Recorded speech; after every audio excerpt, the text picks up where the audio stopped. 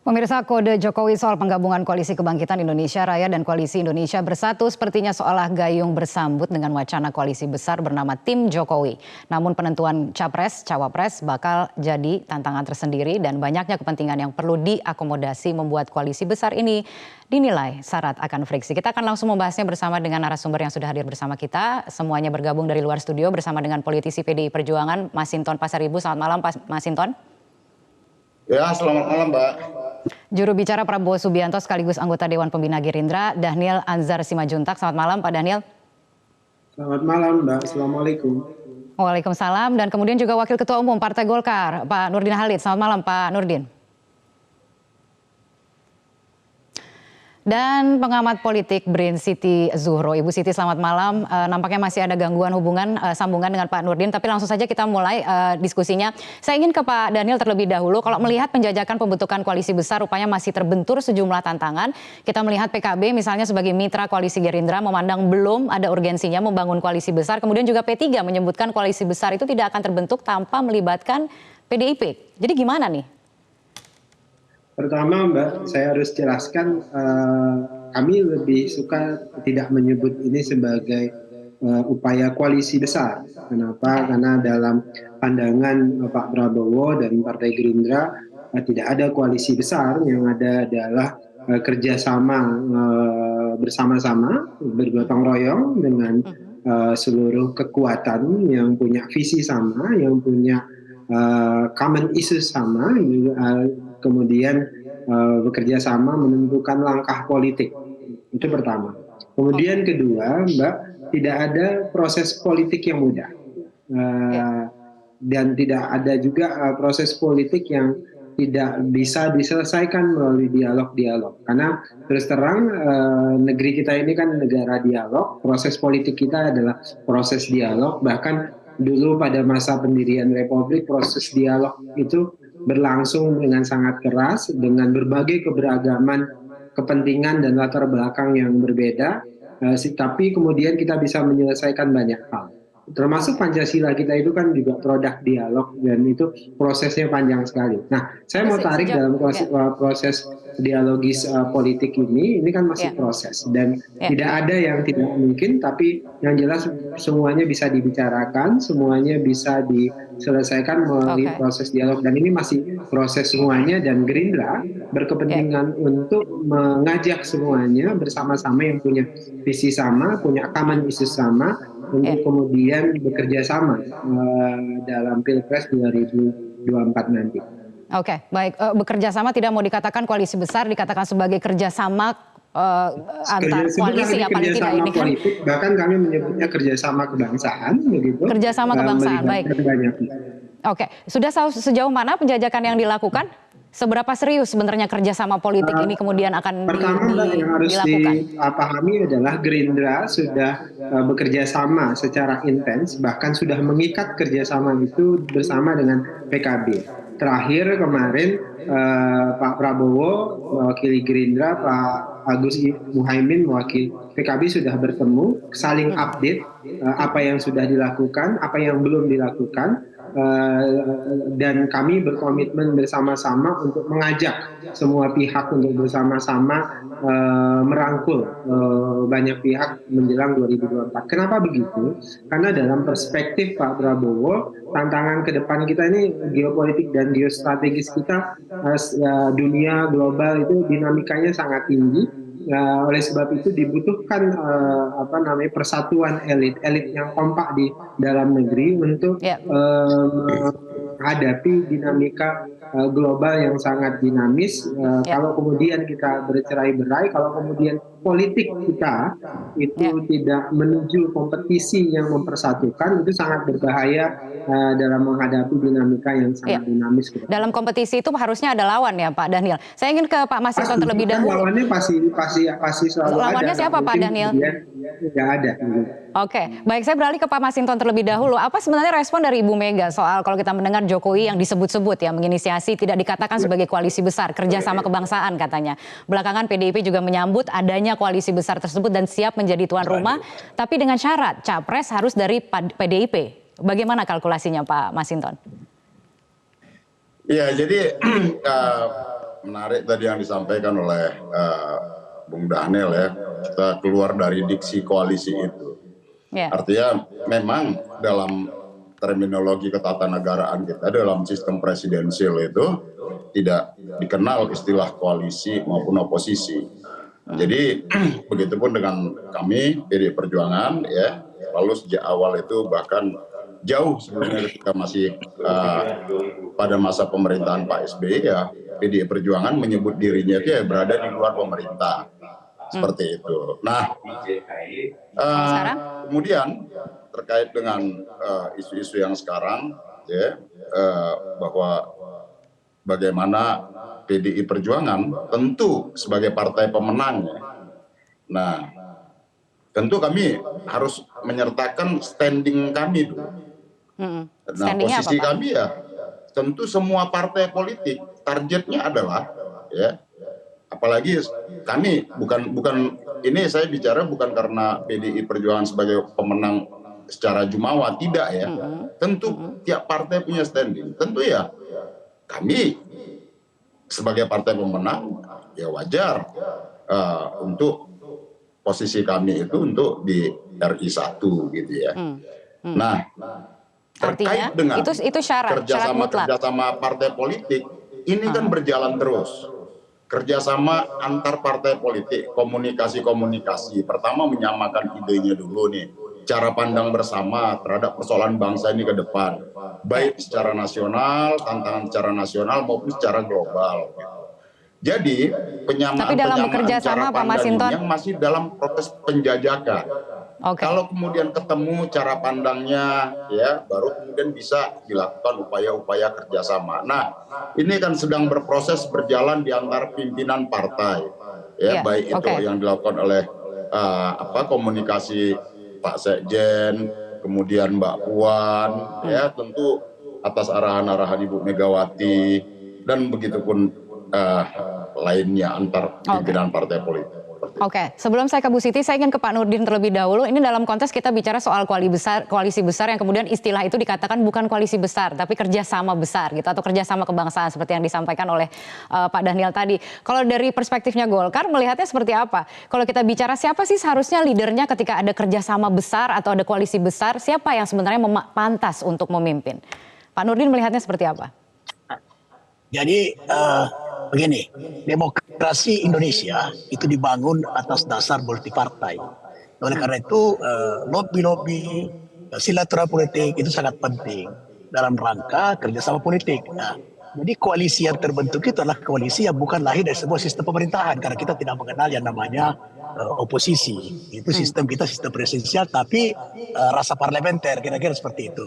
Nah, oleh karena itu inisiasi daripada Pak Erlangga yang menginisiasi koalisi besar itu kan dicetuskan pertama oleh Pak Erlangga, kemudian di endorse oleh Bapak Presiden. Ya, dan itu wajar saja karena di dalam koalisi besar ini ada 3 menteri, itu adalah menteri daripada Pak Jokowi, pembantu presiden. Jadi etika politiknya adalah apabila ini partai politik minta katakanlah tukar pendapat, minta restu dengan Pak Presiden, itu kewajaran di era multipartai seperti saat ini.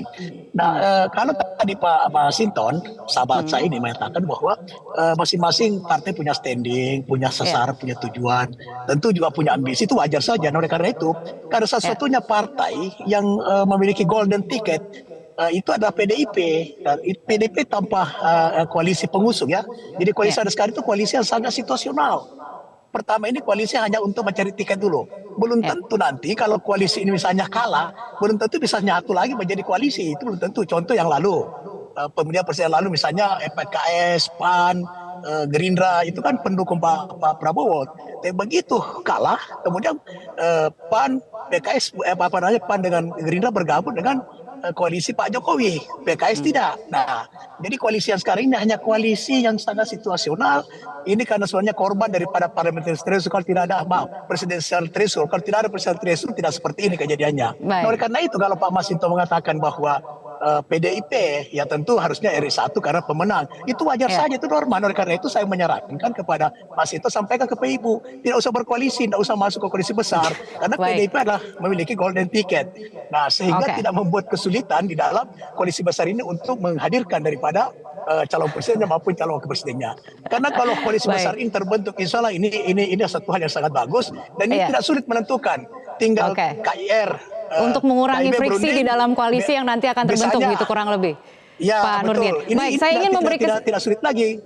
tidak sulit lagi, semuanya Karena menjadi misalnya- lebih mudah begitu ke depannya. Saya ingin menanyakan karena ke Ibu. ada ruang negosiasi. Tapi kalau PDIP masuk di koalisi besar, menjadi koalisi jumbo, kemudian mensyaratkan RI satunya harus dari PDIP, itu tidak ada ruang Oke, negosiasi. baik. Jangan-jangan PDIP juga pengen bikin koalisi sendiri, koalisi jumbo yang lain begitu ya sebagai tandingan. Saya ingin ke Bu Tidak perlu Siti. bikin koalisi. Koalisi ini kan hanya koalisi situasional untuk tiket. Sementara Oke. PDIP, sahabat saya Pak Masinto, itu Baik. sudah punya golden ticket itu. Tidak Sudah perlu punya golden berkoalisi, sudah ticket. bisa mengusung. Tidak perlu koalisi biarkanlah lagi. koalisi besar mencari pemimpin, Baik. misalnya dari KIR Oke. presidennya, dari KIB calon wapresnya, atau sebaliknya Ya. dari KIB Ya. calon presidennya, Ya. dari KIR calon wapresnya. Itu akan mudah gitu Ya, loh. Dan ya. memberi pilihan yang bagi Ya. rakyat untuk beberapa alternatif, bisa ada 3 calon, Oke. bahkan 4 calon untuk Baik. 3 calon Baik, lah. baik, Kalau baik. koalisi besar terbentuk 3 calon. Ya, Gitu. oke, baik. Sudah kita tangkap. Saya ingin ke Bu Siti untuk mengupas lebih dalam, tapi sebenarnya saya juga ingin menanyakan gitu, ihwal wacana koalisi besar ini ya, 5 partai itu kan juga tidak lepas dari kalau kita melihat figur Pak Jokowi gitu. Apakah ini memang tidak lepas juga dari kekecewaan Pak Jokowi kepada PD Perjuangan misalnya, dengan kita melihat beberapa peristiwa belakangan ini begitu ya. Tapi sebelum dijawab Bu Siti, kita harus jeda terlebih dahulu. Akan kita lanjutkan sesaat lagi. Dipersembahkan oleh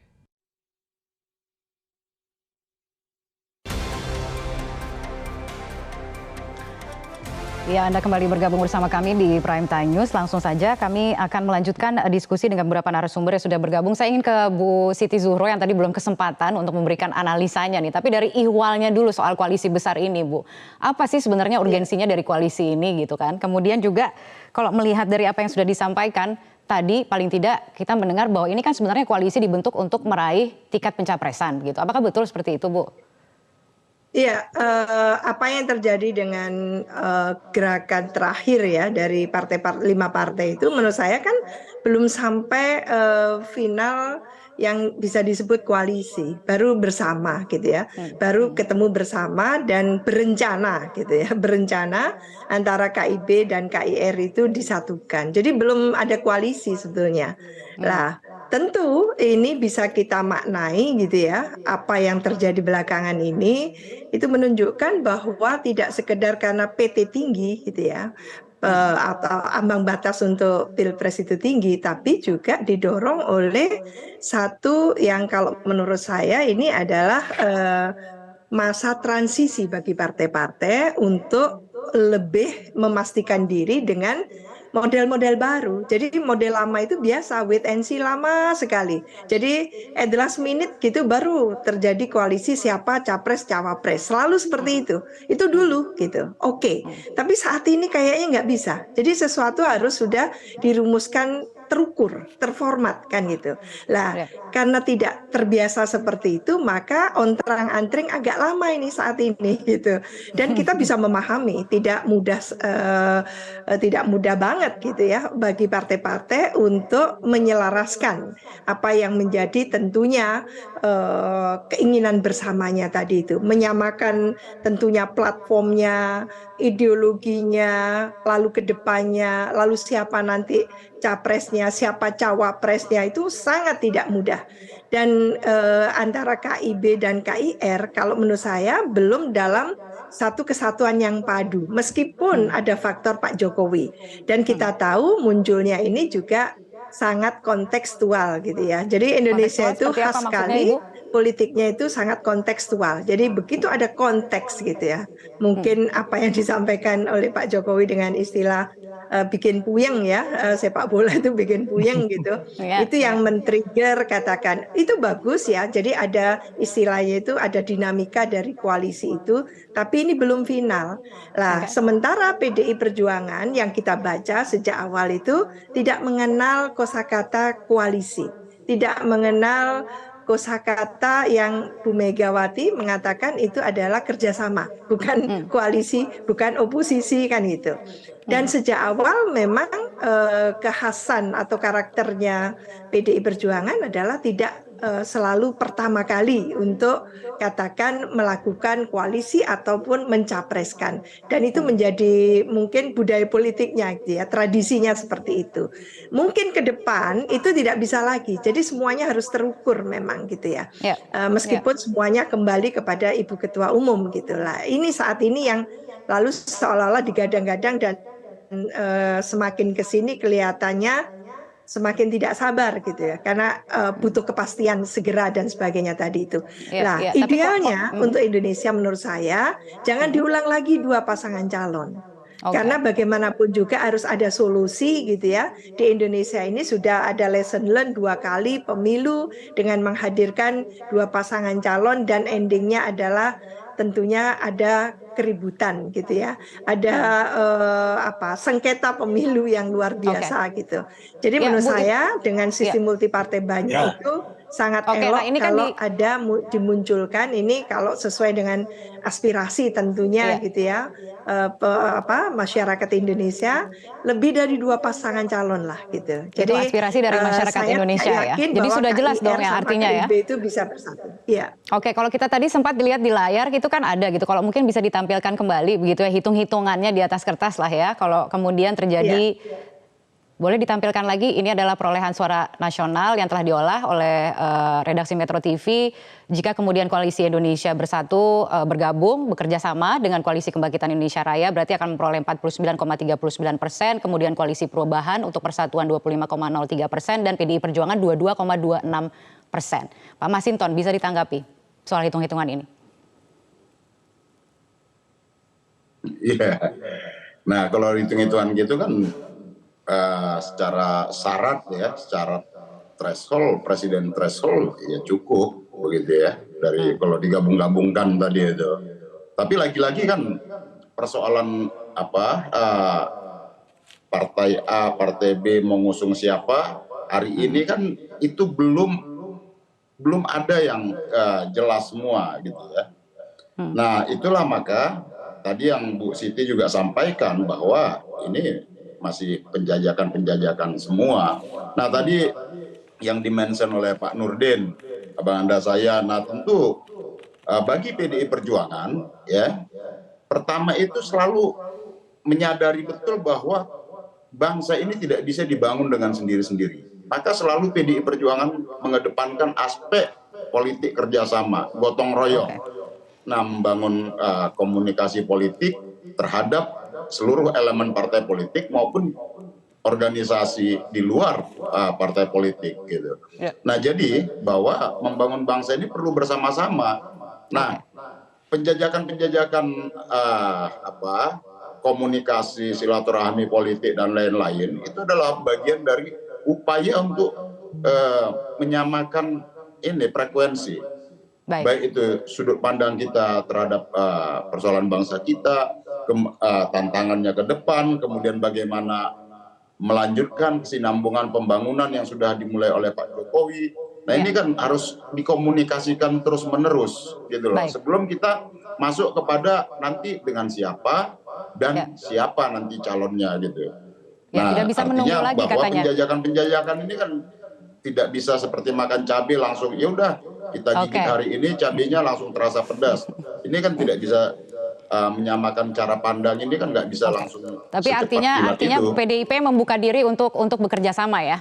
Saya berhenti di situ dulu, akan kita lanjutkan sesaat lagi usai pariwara berikut ini. Baiklah, pemirsa Anda kembali bergabung bersama kami di Prime Time News. Kembali kami lanjutkan perbincangannya. Saya akan ke Pak Dhanil kalau begitu untuk menanggapi juga. Jadi kalau kita bicara dalam konteks, ini kan masih dikatakan sebagai penjajakan. Tidak akan bicara soal koalisi besar, tapi kerjasama dan penjajakan ini tengah dilakukan. Seberapa besar peluangnya dan apakah akan tetap jalan tanpa PDIP? Pertama yang perlu dipahami begini, Indonesia sangat beragam, tinggi sekali keberagamannya, maka kita tidak mungkin membangun Indonesia nafsi-nafsi sendiri-sendiri, itu poin penting.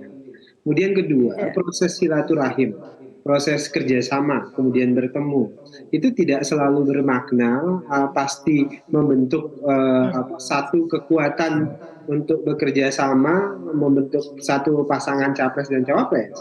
bisa juga kemudian pertemuan itu bisa menjadi salah satu inisiasi kualitatif dan kuantitatif. Kualitatif saya maksud begini, misalnya pertemuan Pak Prabowo dengan Pak Surya Paloh, itu pertemuan yang menyatakan ya kita bersepakat berbeda dalam konteks pilihan.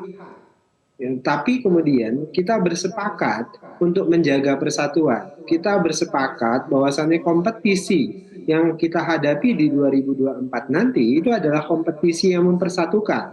Kalau dalam bahasa agama itu fastabiqul khairat, kira-kira gitu. Berlomba-lomba dalam kebaikan. Konteksnya itu.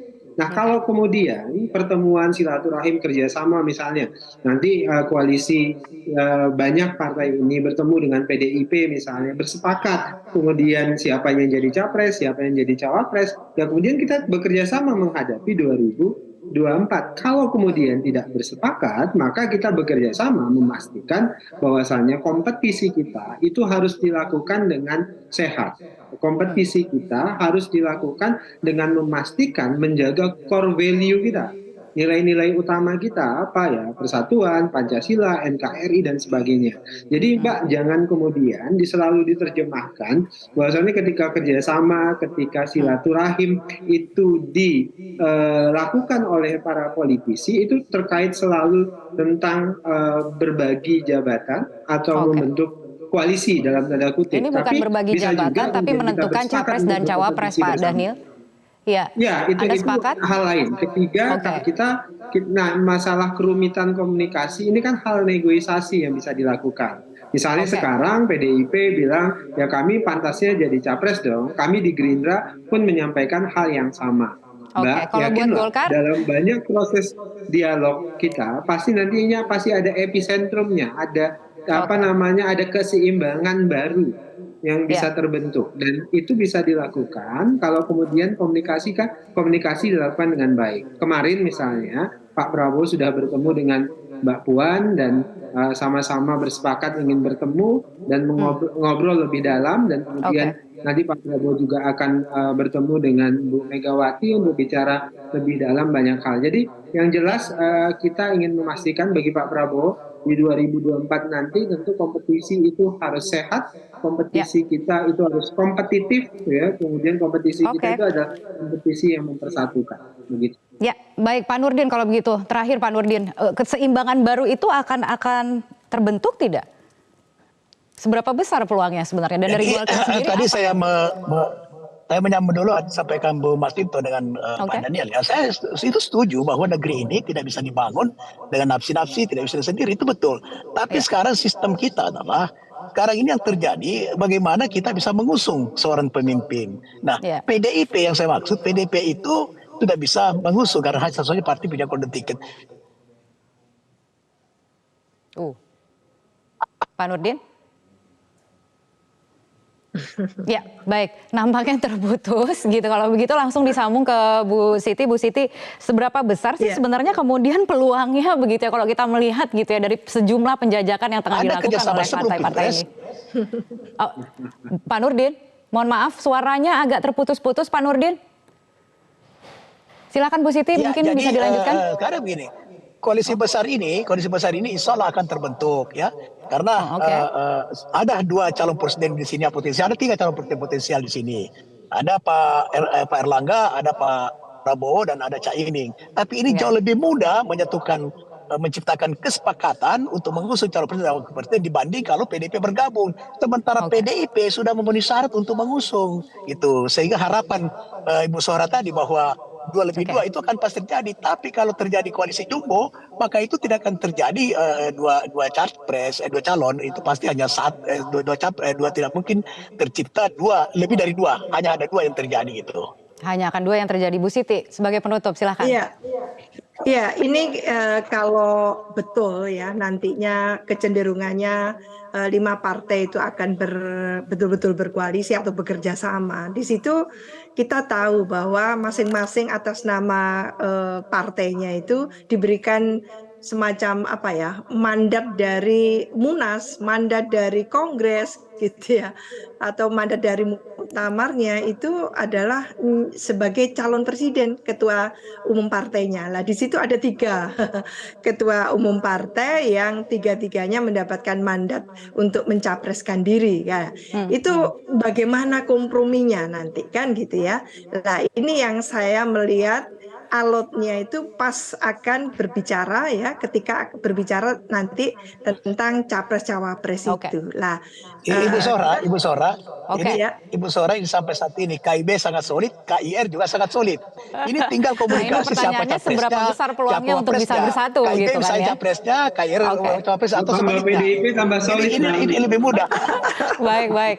Ya, Oke. mudah-mudahan seperti itu. Baik, terima kasih Tapi- semuanya Bapak Ibu. Mohon maaf waktunya sudah habis. Jadi saya tutup dulu dialognya untuk malam hari ini. Kita lanjutkan di lain waktu kalau sudah ada kesepakatan begitu ya di antara partai-partai yang ada. Terima kasih sekali lagi telah bergabung bersama kami di Prime Time News.